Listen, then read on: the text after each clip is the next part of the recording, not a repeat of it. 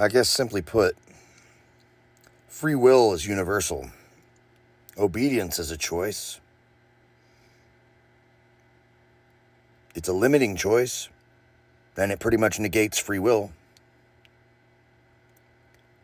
Why would you look such a gift in the mouth and then throw it away? For what? Do you think it'll make your life easier? Why have free choice if you give it all away to someone who doesn't care about you, especially?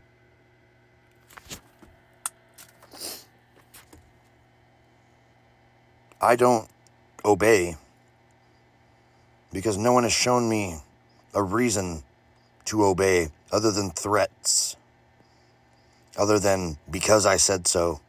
They've not given me a logical reason, shown me that they're loyal to me as I would be to them. Because authority is a burden of love.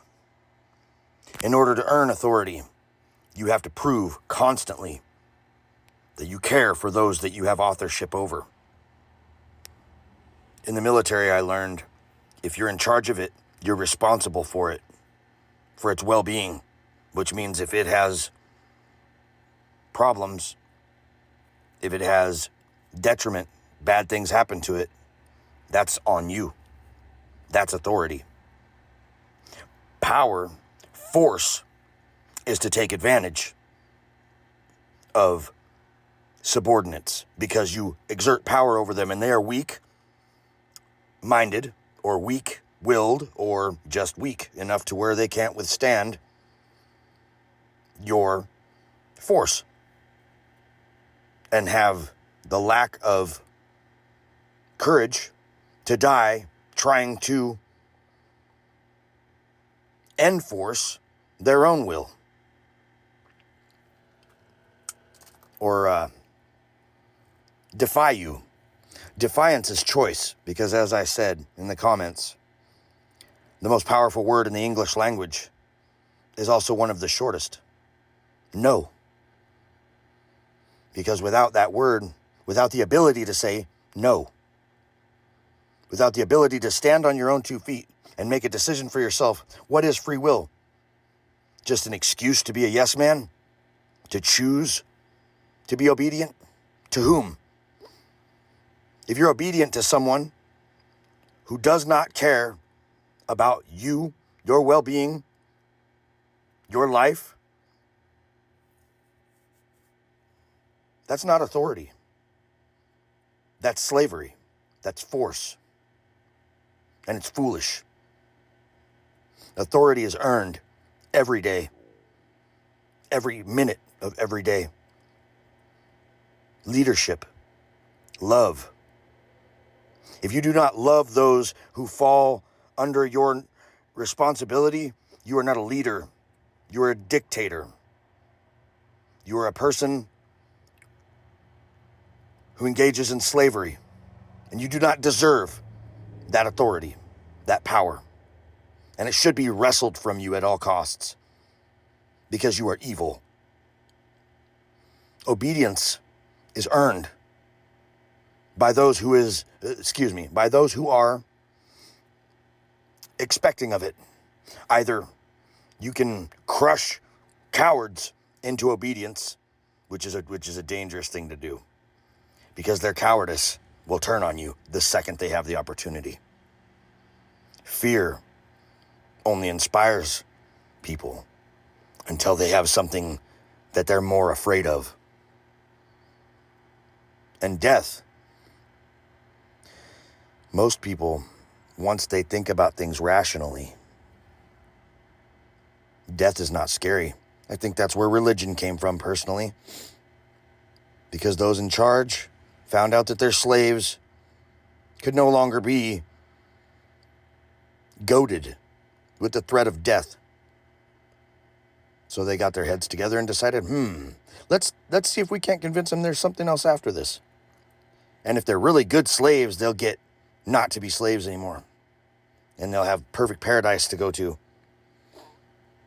But if they don't follow the rules just right, back to being slaves and torture and mayhem and hell.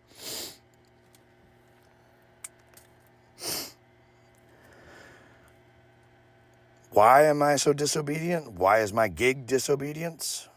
Because for one, there's too many people that are obedient just for the sake of being yes men, because they're weak, they're cowardly, and they have no free will. And because free will is so important to me, why would you ever squander such a gift?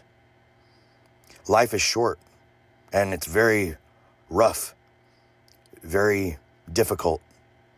My entire family, all but one or two, is dead. I myself have been shot several times, stabbed, immolated, blown up, tied to a chair and beaten by authority. No, I won't call them authority. By force. Because they took advantage of the fact that I presumed their authority and allowed them to do it. Allowed them to put me in the position where I couldn't fight back. And then, because they are cowards, because only cowards use force, they don't stand on their own. They wait until you're the most weak and vulnerable you can be, which is what those employing force against you now want. You, docile, weak, unable or unwilling to fight back. There's a coward, an abuser, a slave master, knows just as well, or more so, that he's outnumbered. And that all it takes is for his slaves to find that out just once, for just long enough, and not be afraid to be the one person who dies, to stop being afraid of death. Because they say one man, oh well, and it's over for them at that point. Because they say one man with a gun, and it has been proven, can control 100 men without one. Only if those 100 men are cowards and don't understand sheer numbers.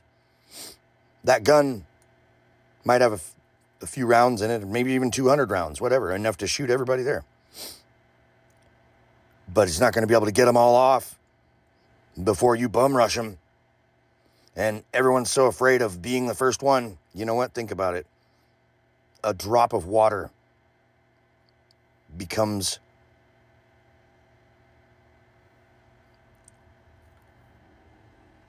a drip, a drop, a runnel, and a runnel becomes a river, and a river becomes a torrent, and a mountain can be moved. That drop of water may never see the ocean, but if not for that drop of water falling where it did, the ocean will never be reached. And all of those little drops that fell before them will have done so in vain, or not at all. You will die, I will die. Whether you're a coward or you're brave. But I'm sure that most of the people who will watch this video have children, right? Legacy. Do you expect that you'll be remembered forever? Or do you just want to build a better world for your children to live in and hope that they do the same in perpetuity? Would you do something knowing that you'll never see the ocean? Would you be that drop of water? Or will you just stay in the clouds and refuse to fall because no one's told you to do it yet? Why am I disobedient?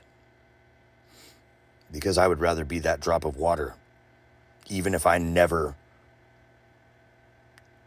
do anything but fall on mud,